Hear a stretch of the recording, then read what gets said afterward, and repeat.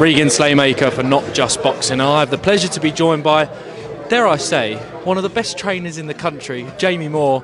Thank you. Jamie, I mean, a massive rematch for Dave Allen against Johnny Fisher. I mean, yeah, just put it into words, how big is this for Dave Allen going into this one? Listen, at this stage of Dave's career, these are must-win fights because, you know, potentially afterwards, without a win, there's nowhere for him to go. You know, 33 years old, and you know, he's been around the game for a long time. And at some point, someone's going to take the decision. There's not really any room for Dave Allen. So these are so important, these fights, because it makes sure that Dave has got another fight and, you know, and something to sort of move forward with. It's not an easy fight. The first fight wasn't an easy fight, even though the vast majority of people thought we won it. And now we've got to go back in there and make sure that Dave does a better job, which we've made sure we put him in a position to do that.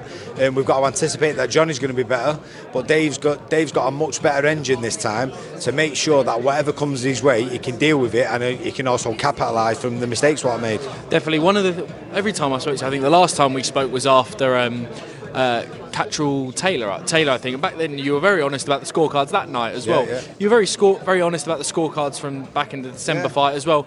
You weren't saying it was a scream-up robbery. You were saying it was very close and the knockdown won you. Is that how razor thin this fight is, isn't it? There was one round, which was the 10th round for me, which could have gone either way. And then the other 9 rounds were quite clear to score for me, which was four rounds to Johnny, the first 4. The next 5 were Dave's, and we had a knockdown. Yeah. So for me, it was an easy fight to score. But if you look at the 5 rounds, what I'd say Dave won, and you can find one of those for Johnny, then that means that you've got it 5-all. And if the 10th round goes to Johnny, then you've got it the other way. With us, with a point where we're not down, and then you've got a real mixed-up scorecard. So the reason I say that is, when there's a round in it, to call it a robbery takes away power from all the other fights. What are robberies? What are, like, when there's 4 rounds or 5 rounds, clear winner, and the other guy gets it, that's a robbery. When there's 1 round, even though Dave won his rounds bigger, when you score a fight the way you're supposed to score it, round by round, it was actually a close fight on the cards. So I don't believe in using the word robbery when there's fights what take place when there's robberies, and I just believe it takes away the power from those fights. No, it definitely does as well, and I don't want to spoil anything, but your team have been quite used to robberies previously as well, which is sad to see. Yeah, we've been through our fair share of it, and exactly. You know, it's very, very rare that we've got a close fight on a points decision when you sort of go and you stood there in the ring thinking, is this going to go our way? I think the only one I can think of off the top of my head is Chantal Cameron when she got the fight against Katie Taylor the first time, and I was stood in the ring thinking, God, we're not going to get this again because we're in Ireland and it's Katie, and we got it. But other than that, we always lose the close ones, and the judges mustn't like us. Well, I don't know why they wouldn't like you, Jamie, as well. But I mean, yeah, to talk about Dave specifically as well. He was talking about the camp in there, talking about Pat, doing some bits with Pat Brown as well. I mean, I feel like I say this every time, but a really good environment that Dave is training, and it seems like we've got a happy Dave Allen going into this one. I just feel like everything's come at the right time for him. You know, in terms of maturing, he's now got a family, but he's got a support, so that's made him view things differently, and he can't be selfish anymore. So he's applied himself not just for himself, but for his family, and then he's got all the experience behind him, what he's picked up over the years. He's now got opportunities, and he's surrounded by people what he's never been surrounded by, in terms of consistently surrounded by good fighters, where he's able to look at them, analyse what do they do good, what do they do bad, maybe I could use something like that, and he's actually learning from his environment now rather than just his own knowledge and experience.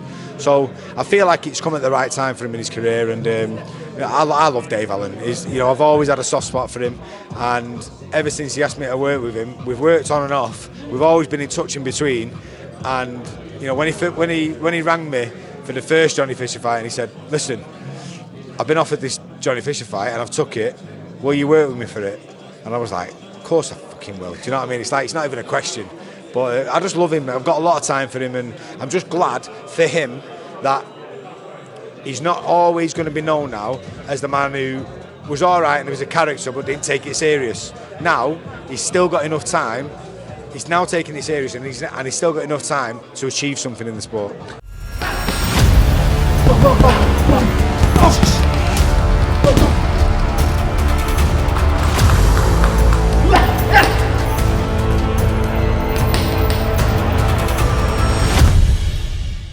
Definitely as well. Final two from me, because I mean, there's a lot of media here, and I know you want to get off. Jack Catterall. A lot of whispers online about a fight with Harlem Eubank. I'm not going to ask you to confirm anything, Jamie, but if that is next, that's a great fight between two, and a massive fight for the UK as well. Yeah, listen, there's a few names bound about for Jack, so nothing set in stone yet, but I just can't wait for Jack to get going again. You know, he had an off night against Barbosa. You know, he was flat. He had been very, very active in the year building up to that, and he had long training camps with injuries in between and stuff. Not for him, just for him, but in the fight with Josh Taylor especially. And then the Prograis fight got delayed, so it was a long year. And it just seemed to me, you know, hindsight's great, but mental fatigue and physical fatigue would probably played a factor, and it just seemed like he couldn't get going. But I'm just looking forward to what comes next for Jack, because he's such a nice kid, he's so dedicated, and he deserves all the success in the world. He definitely does as well, and I mean, that fight with Barbosa was razor thin as well. Could have gone either way. Again, didn't go our way. Definitely as well. Final one from me. Never nice when fighters leave the gym, Jamie. But I've got to talk to you about it. Cameron Vaughn recently teamed up with Ben Davison as well. Never nice, but you had some great times with Cameron as well. Yeah, listen, it is what it is. If a fighter wants to go and train at a different gym, they have to go and train at a different gym. So yeah, I wish him the best of luck. You know, there's no animosity from my side. If I've always said, if a fighter feels like they need to go to a different gym, then go, because you feel a certain way. Whether I agree with you or not doesn't make no difference. The fighter has to do what the fighter's got to do. So that's it. Definitely, Jamie Moore. Thank you very much. Best of luck Saturday, mate. Right. Thank you very much.